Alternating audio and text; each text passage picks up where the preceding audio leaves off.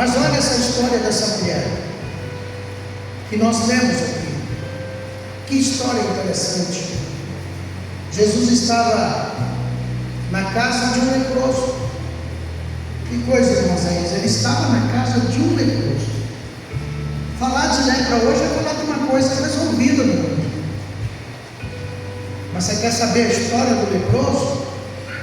Procura na internet os grandes leprosários do Brasil. Procura. Nos Nordestes, no Rio de Janeiro, São Paulo. Você vê como foi triste viver essa praga por muitos anos. Se há pouco tempo, até 1900 e pouco, ainda existia leprosários, imagina no tempo de Jesus o tamanho da falta de conhecimento das pessoas em relação a isso. Simplesmente, um leproso era considerado imundo e acabou. Pastor, até aí isola ele, tá? Vamos dizer que você e eu vivem nesse período, e você tem aí um filho bonito, uma filha bonita, e do nada nasce uma coceirinha atrás da orelha, ou no canto do olho, ou aqui nas juntas do nariz, ou no bico, na ponta da boca, ou sei lá, na junta da perna. Não é nada, passa uma pomadinha, mas você vai tratando aquilo aqui, vai aumentando, e não é nada para você, não é nada para, mas vai aumentando. E para um pai, uma mãe, um pai com uma família de judeus, era complicado, e essa mancha aumentou, essa coceira não parou, essa ferida não para de crescer. E qual era a recomendação? Procurar o sacerdote por 7 vezes. Aí procurava o sacerdote. Na primeira o sacerdote analisava, volta na segunda vez, volta na terceira. E aí o sacerdote pegava um ferro, colocava no fogo, nas últimas vezes, e encostava naquela mancha, naquele lugar. Se a pessoa não sentir queimar, ela nunca mais vai ver a família, ela nunca mais volta para casa. Pensa, irmão, naquela garota que está pronta para se casar, já tem um noivo garantido, e de repente chegou lá, constou a lepra. Naquele rapaz que vai se graduar, está pensando em ser um sacerdote, um levita, fazer a obra, mas constatou lepra. Até ali naquele dia no templo ele chegou com a família, mas constatou a lepra, ele não vai voltar com a família. E os sonhos? E as dificuldades agora? O pai tem que ver o filho ficar lá dentro, e o sacerdote dizer para o ajudante: olha, vai lá, leva lá naquele quarto, para tirar essa roupa, porque agora tem que vestir uma roupa de leproso. Ela tem que colocar um cílio, e onde passar tocar, e ela só vai ter uma mensagem a dizer dali para frente para o resto da vida: leproso, leproso, leproso. Não pode tocar nas coisas, porque onde tocar está imundo. Não tem mais oportunidade de entrar no templo para oferecer sacrifício, para adorar. Não existe mais estudos, não tem mais família. Dá para imaginar tudo isso, irmãos. Jesus aqui, se eu fosse pregar só esse primeiro versículo, já daria uma pregação para muitos dias. Ele estava em Betânia, e ele entrou na casa de quem? De Simão o leproso. Olha que interessante isso aqui. Aproximou-se dele uma mulher com um vaso de alabastro. E o que tinha no vaso? Unguento de grande valor. E ela chegou e derramou sobre a cabeça de Jesus, que estava assentado à mesa. Olha, irmãos, a Bíblia narra várias histórias de mulheres que ungiram os pés de Jesus, a cabeça de Jesus, com unguento. Unguento. Imagina para uma mulher comprar um vaso desse, era muito caro. O material que fazia o vaso de alabastro, porque alabastro não é o perfume, é o vaso, era feito de um material, só fazia uma vez. Não era igual hoje que tem a tampinha que você rosqueia, abre, não, se quebrava um gargalho para usar, depois não tinha mais utilidade o vaso. Então era muito custoso tudo isso. O próprio unguento era especial, era custoso. Então era trabalhoso para uma mulher mulher conseguir. E quando conseguia, elas usavam com muito cuidado. Mas o que a gente observa nessas mulheres, principalmente essa, é que não eram mulheres que tiveram uma vida santa lá fora. Eram literalmente mulheres que se vendiam, que cometiam as coisas mais feias lá fora. Mas elas tiveram necessidade de Jesus. Porque o plano de salvação era para elas também. E com isso não me relaciono só para falar de mulheres. Homens também. Existem muitos perdidos aí fora. Existem muitas pessoas, irmão Josilei, que carregam algo precioso espiritualmente, carregam um vaso de alabastro, tem um azeite que podia mudar a história deles. Muitas pessoas que a essa hora, num tempo desses, estão perdidas aí na vida. Elas não têm força para entrar numa igreja, até gostariam. Como aqui tem alguém que reconciliou nessa igreja, eu estou ali devagarzinho, via rede social conversando, mas não tem força. O vício é tão forte, ainda mais na vida de alguém que saiu da igreja, que perdeu a fé. É tão forte que não é tão fácil romper essa barreira de esquecer que já teve na igreja e esquecer as coisas que está vivendo agora e tomar a decisão de dizer: eu vou voltar para a igreja. Não é tão simples assim. Essas mulheres, não era fácil para elas largar a vida que elas estavam vivendo, até porque naquela época, hoje é bem diferente. É outra coisa que eu acompanho muito, né? Eu assisto várias histórias reais. O triste tráfico de mulheres. Esses dias até aconselhando uma jovem dando curso de espanhol: cuidado, vai para fora, não sabe onde vai cair. Não vou citar exemplos aqui, porque eu quero que os irmãos estudem essa mensagem, mas poderia citar exemplos, e muitos. O quanto existe pessoas que são muito maus. Vocês não imaginam como eles ultrapassam o limite da crueldade, o que são capazes de fazer. Coisas não dá para falar, dói o coração. Dói o coração. E olhar para essa mulher que a Bíblia chama de mulher pecadora, poder imaginar pelas entrelinhas o que ela fazia, é também ter que acompanhar a história da humanidade com relação a isso. Porque infelizmente, junto com o tráfico de drogas, de armas, a prostituição é muito rentável. E uma das primeiras profissões rentáveis do mundo. Poder ler a história de Raabe, aquela mulher do cordão de escarlate lá de Jericó, é poder entender um pouquinho o que acontece com essas mulheres, quando muitas vezes, contra a vontade delas, são escolhidas para servirem como sacerdotisas sexuais. Elas são forçadas muitas vezes, sem ter direito à escolha, nesse tempo. Mas hoje é pior. Elas são compradas, elas são sequestradas. Então, quando a gente lê um texto desse na Bíblia, irmão Josilé, a gente não pode se limitar aqui. A gente tem que estudar ao redor, o contexto da história, da realidade. Senão a gente não consegue chegar nem um fio do cabelo do que essa mulher vivia. Imaginem vocês, porque eu quero contar logo, daqui uns dias, a história daquela mulher que jogaram na presença de Jesus e com pedras nas mãos. Vocês vão ver que história é aquela. Porque o que muda a minha forma de pensar, o que muda o que eu faço aqui dentro, não é meramente uma pregação que te emociona e te faz chorar, é uma pregação que toca no coração, que toca na alma. É uma pregação que põe o meu pé na realidade. E olha para essa mulher aqui.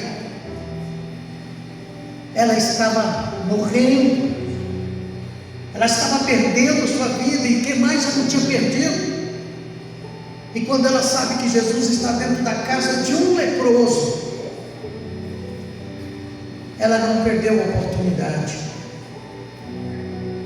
Sabe quantas mulheres viveram o sofrimento?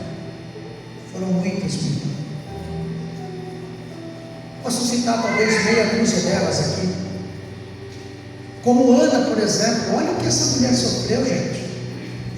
Vivendo a mesma fé, comungando da mesma comunhão com a sua companheira, morando debaixo do mesmo teto, compartilhando a mesma família, irmãos.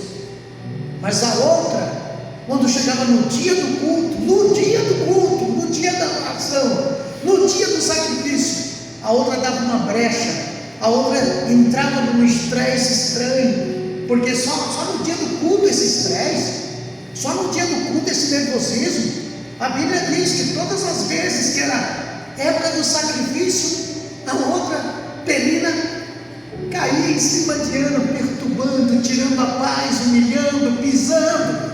Ora, que coisa estranha é essa? Até que Ana não suportou mais, e chamava de tudo, seca. Meu marido oferece mais por mim que por você, você não gera, você é isso, você é aquilo. Mas naquele dia que Ana decide mostrar para Deus que ela não tinha mais forças, olha a questão da oração.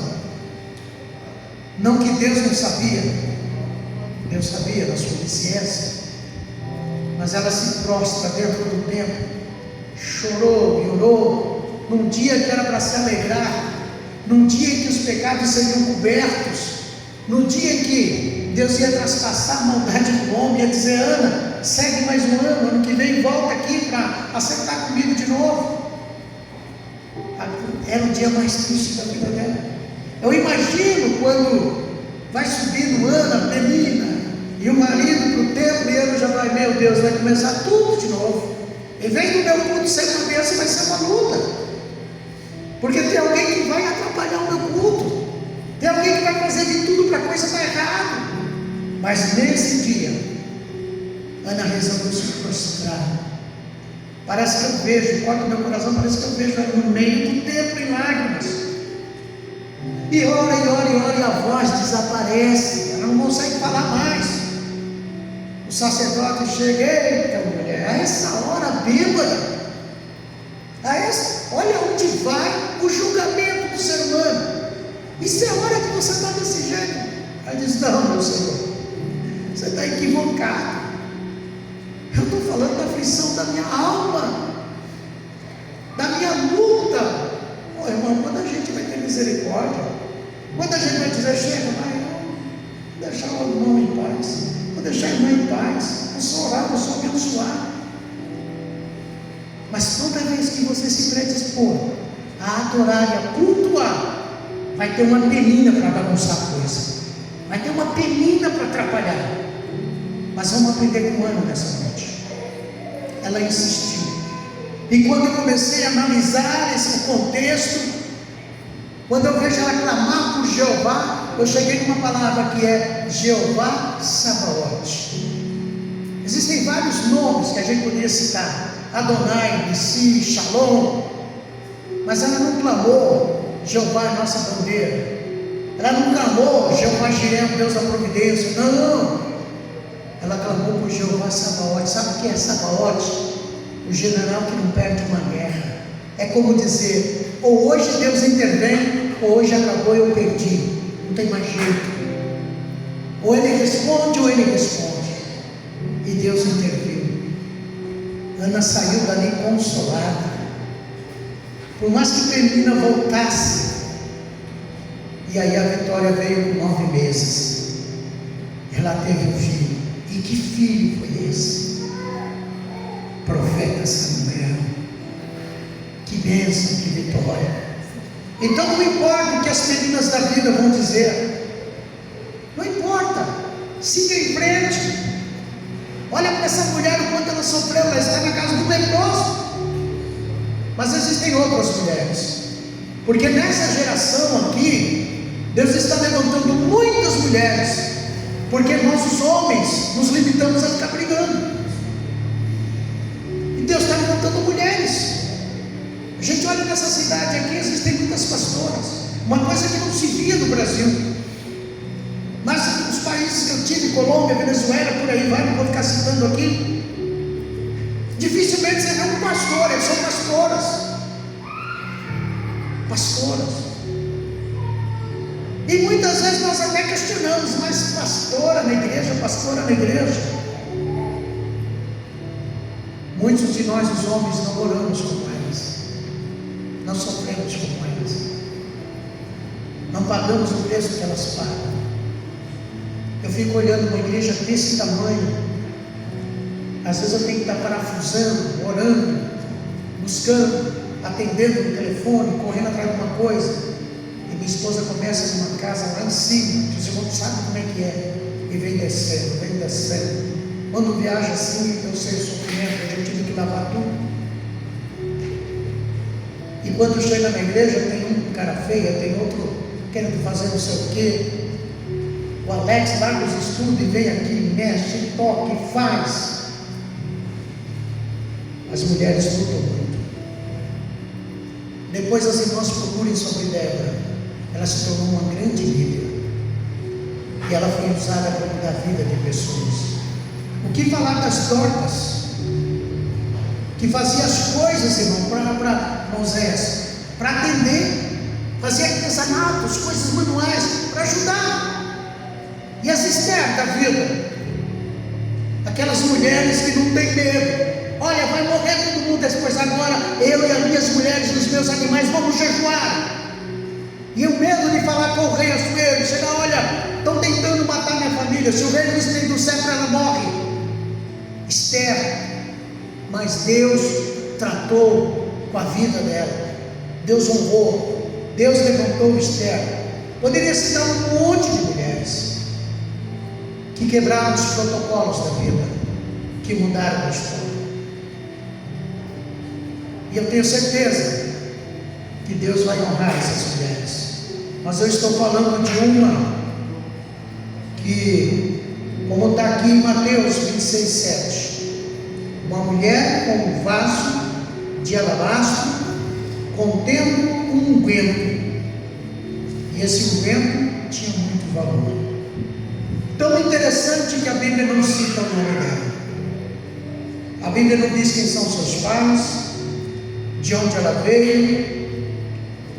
E tem outra coisa: ninguém, sem ser convidado, entrava numa festa que não teria como consequência ser expulso da festa. Essa mulher está quebrando o protocolo. E não só ela, muitas vezes você e eu somos obrigados a romper com o protocolo para Deus nos dar vitória. E talvez a gente julgasse essa mulher pelo que ela foi, talvez a gente condenasse. Mas quando ela para diante de Jesus, sabe o que acontece? Que é a parte que mais me corta o coração. Se Jesus está ali, sentado à mesa, ali está acontecendo tudo. Ali é um lugar de adoração, ali é um lugar de bênção, ali é um momento em que você senta para ouvir a palavra de Deus. E na própria casa daquele Simão, por ser uma mulher e por ser uma pecadora, agora as pessoas estão julgando. E aí, essa mulher aí fazendo isso agora? E ainda pega um negócio tão caro que podia ser vendido para dar para os pobres. É assim que as pessoas fazem. Os que elas nunca fizeram, o que elas nunca puseram as mãos, ela acusa os outros. Ah, mas por que não fez daquele jeito? Mas por que não faz daquele jeito? Mas nunca fizeram. Estão fazendo isso com essa mulher. Agora vão lembrar dos pobres, mas eles não podiam, em vez de questionar, irmão Moisés, ter colocado a mão no bolso. Espera aí, gente, vamos fazer aqui uma coleta e vamos ajudar os pobres. Eu estou falando aqui desse contexto, mas em muitos contextos da vida, a gente tem muitas pessoas que só sabem apontar, condenar, julgar, mas na hora do vamos ver, cadê? Pergunta onde está. É a questão dessa mulher aqui. Que maldade a desses homens, condená-los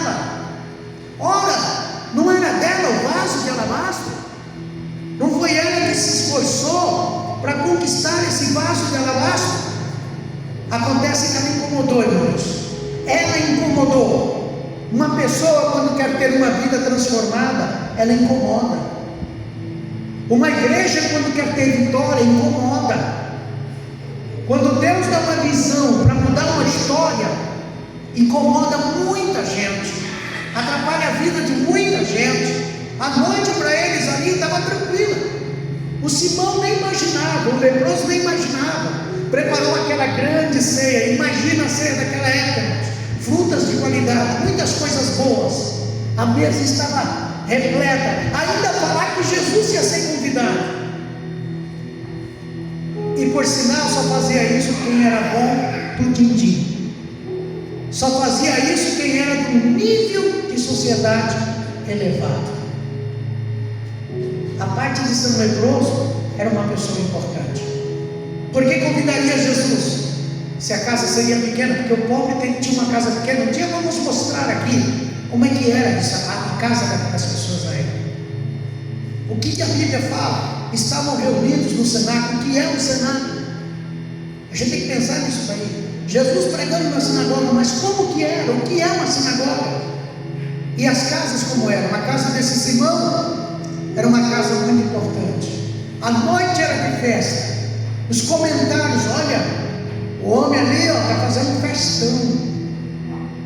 Um festão. Ele nunca imaginava que seria quebrada a regra. Ele nunca imaginava que aquela mulher ia romper protocolos. Jesus está sentado a uma mesa baixa. A mesa não tinha a altura das nossas mesas de hoje, não. Praticamente se sentava em almofadas no chão ou tapetes. E ali se colocava o alimento à mesa. Na maioria, havia mesa alta, havia sim. Posso ser que a desse Simão seria, mas na maioria das vezes não era assim. E aquela mulher chega de noite, entrando naquela casa, e pega aquele vaso e quebra. Dá para ver a cena? Ela quebrando o gargalho do vaso, e agora começa a derramar sobre a cabeça de Jesus. O que você diria se alguém entrasse aqui que nem doido, ou uma mulher com um vaso de azeite e quebrasse, ou abrisse o vaso e subisse um pouco e derramasse sobre a minha cabeça? Talvez alguém ia correr e ia querer segurar. Talvez alguém ia expulsar. Eu quero fazer um culto de missões aqui e fazer uma peça que vai chamar muito a nossa atenção. Uma peça, bem simples, mas vai mostrar quem somos aqui dentro e para quem estamos aqui dentro. Uma peça. E agora eu estou olhando aqueles homens. Quem teria autoridade para julgar estava sentado à mesa. Quem poderia questionar estava sentado à mesa. Jesus, que recebeu aquele azeite, não disse nada, não estava questionando. E por que os demais devem questionar? Se Jesus está fazendo, não questione, abrace, glorifique a Deus. Aquela mulher ia ter uma mudança de vida. Para que julgar aquela mulher? Para que condenar essa mulher que o texto está dizendo? Ah, pastor, mas a cultura da época era um ambiente de gala judaico. Era uma questão de cerimônia familiar, uma honra muito grande, mas está aqui o texto. Sabe o que estava acontecendo ali para mim poder julgar aquela mulher? Ela sabia que com certeza depois daquele dia, se ela não encontrasse Jesus, ela estaria até fisicamente morta. Ali está se encontrando a vida, ali está se encontrando o amparo. Ali está uma pessoa cansada de não dormir à noite, talvez cansada de apanhar dos homens, cansada de ser violentada. Ali está uma pessoa cansada de ser humilhada. Será que essas pessoas não têm o direito de serem livres? Será que essas pessoas não têm o direito de serem perdoadas? E qual é a tua e a minha missão? É dar oportunidade para que essas pessoas sejam libertas. E essa mulher está sendo julgada pelo seu ato, porque está na casa de uma pessoa importante. Mas que adianta? O texto não diz o Simão, o importante. O texto não diz o homem que fez uma festa de galo. O texto diz Simão o leproso. Então, por mais que eu queira ser o bom, por mais que eu queira ser o perfeito, alguma coisa pode ser um defeito na minha vida, algum probleminha eu posso ter. Lembra lá do homem dos 7 mergulhos, do general de guerra, varão valoroso, mas leproso. E o problema, irmão, é que os leprosos gostam de apontar o defeito do outro. O leproso não gosta de ver a vida do outro melhorar. O leproso, espiritualmente, a pessoa que quer se postar no andor de santidade, mas não é aquilo. Quando ela vê alguém consagrar, é santarrão.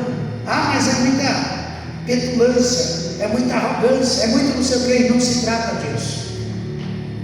Essa mulher, ela chocou todo mundo. Lembra dessa palavra? Ela chocou todo mundo.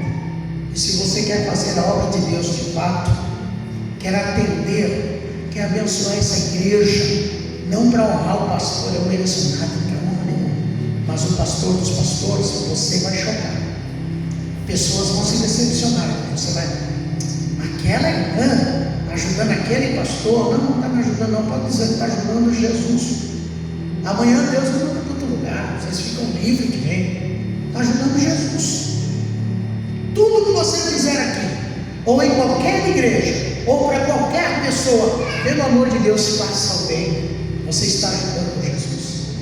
Sabe o que é você ter a oportunidade que eu tive hoje, de olhar nos olhos de uma pessoa escrava, que não consegue ser liberta, ver o olho cheio d'água e dizer: não quero ser assim, eu não quero fazer o que eu faço, mas eu não consigo. É a mesma coisa que ver essa mulher. E qual foi a reação dos convidados? Para que isso? Para que tanta coisa assim? E os olhares de desprezo. Lembra da outra pecadora? Que eles questionaram até Jesus e disseram: se ele fosse profeta, ele saberia qual a mulher está aí no pé dele. Eu me lembro de uma frase que eu disse aqui: você que senta aqui nessas cadeiras para adorar a Deus, não é o julgamento que eu faço de você, não é a minha balança que serve para você, não é a balança de quem te questiona, não é a balança do inferno, não é nem a balança da situação, do problema que você possa enfrentar. O mais importante para você é encontrar Jesus aqui e Ele te colocar na balança divina, porque a balança divina vai te dar equilíbrio na presença de Deus, vai fazer você ficar firme. Se aquela mulher aceita o julgamento da balança dos homens, ela envergonhada saía correndo daquele culto e nunca mais voltaria, e não teria sua vida liberta. Então, quando chega na presença de Deus, quebra o vaso de alabastro, quebra o que precisa ser quebrado, tira o que precisa ser tirado, derrama o que precisa ser derramado, e aí você vai ter vitória. Uma das frases do pregador de ontem: o que matou Absalão, a vaidade de Absalão, os cabelos dele, prepotente, arrogante, achando que era o melhor, mas quando veio a galope para fazer o mal, enroscou os cabelos no galho e ali morreu. Por quê? O pregador trazendo uma grande lição, dizia que Absalão uma vez por ano tinha que cortar o cabelo, mas ele não tinha cortado Moisés, e foi o que levou ele a perder a vida. E sabe que lição ele deu para nós? Corta o que precisa ser cortado, mas viva, siga em frente, tira do coração o que precisa sair, quebra o coração, quebranta, arranca, porque dentro desse coração quebrantado vai sair azeite, vai sair unção de Deus, vai sair presença de Deus, e o inferno não vai gostar disso. Mas e daí? Você não tem que dar resposta para o inferno, você não tem que dar resposta para ninguém, você responde diante de Deus. Então não é errado, irmão Josinei, entrar aqui, se derramar e se quebrantar. Eu lembro daquele me derramar, dizer que te amo. É tão lindo cantar isso, mas é tão lindo viver isso, se prostrar, adorar, quebrar o vaso de alabastro. Eles não se importavam com a situação deles, eles não queriam. E aqui eu vou parar, mas eu nunca deixo pela metade, eu só ponho um ponto final aqui para continuar no segundo tópico. Mas esse primeiro tópico é: quebra o que precisa ser quebrado, tira o que precisa ser tirado, ainda que te julguem, ainda que te condenem, ainda que digam não vai dar certo, você não vai conseguir, você não vai para frente. Levanta a cabeça e canta, adora, siga em frente, porque só você sabe a tua luta, só você sabe a tua prova, só você sabe as tuas lágrimas, só você sabe a noite que não dorme, só você sabe o teu dia a dia. Então Jesus está presente, vai para a mesa que Ele está, porque o salmista diz: preparas uma mesa perante mim, na presença dos meus inimigos, unges a minha cabeça com óleo e meu cálice se transborda. Senta na mesa com Jesus, quebrando o coração, deixa fluir o de melhor que você, e Jesus vai mudar a tua história, Jesus vai mudar a tua vida. Vamos fazer uma pausa aqui, vamos parar por aqui, fazer uma pausa. A gente continua falando dessa mulher mais para frente, porque agora nós vamos fazer uma oração e as irmãs vão